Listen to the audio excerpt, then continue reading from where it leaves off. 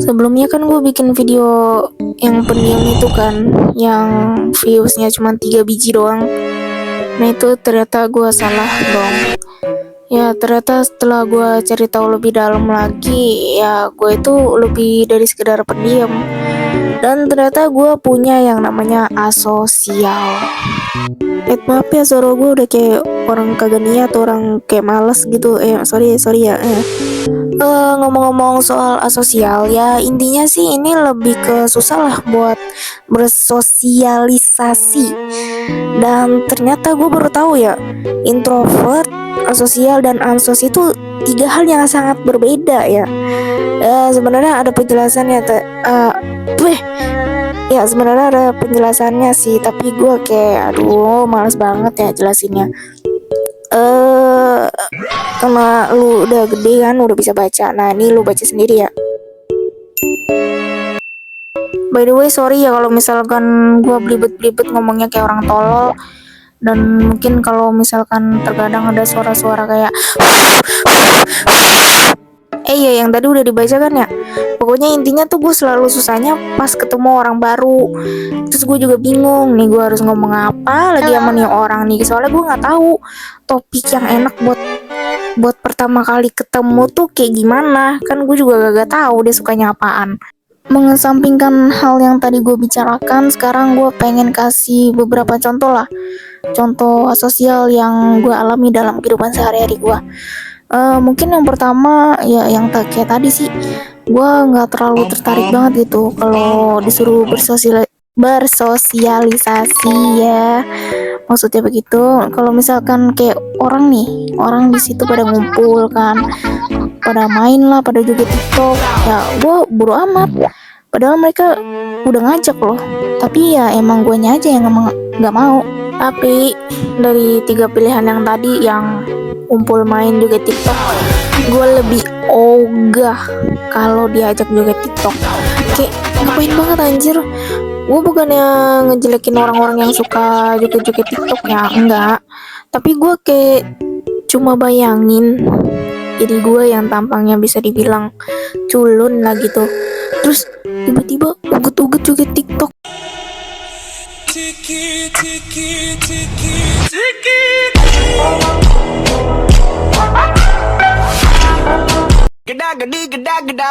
Idealan aja. Tapi karena kehidupan gue bisa dibilang sedikit berbeda dari anak-anak yang lainnya, ya tentu aja kehidupan gue agak sedikit sulit gitu. Dan yang paling berasanya ya pas gue PKL, dimana rasanya gue harus beradaptasi lah di lingkungan dan orang-orang baru yang sangat berbeda dari gue. Dan dengan punya sifat kayak gini nih, gue sadar gitu seberapa payahnya gue bersosialisasi. Gue bahkan ngerasa kalau dua temen gue lagi ngobrol itu yang cewek-cewek, gue tuh kagak selalu nyambung anjir apa yang mereka ngomongin. Padahal mah yang mereka omongin ya orang-orang situ juga mungkin. Tapi dari sini ada satu hal yang selalu gue heranin, yaitu kenapa orang-orang sekarang tuh pada ngaku-ngaku mereka tuh introvert anjir. Ya gue ambil contohnya temen gue dulu lah. Dulu ada satu cewek yang dari awal gue kenal, dia tuh selalu ngomongnya gue tuh introvert bla bla bla bla bla bla bla. Ya sorry nih ya kalau orangnya nonton, tapi pas gue amatin nih orang dari dulu sampai sekarang, ini orang ya kagak ada introvertnya sama sekali anjir. Gue bukannya so tahu apa gimana, tapi sifatnya ini seolah-olah ngomong ke gue ini bukan introvert loh.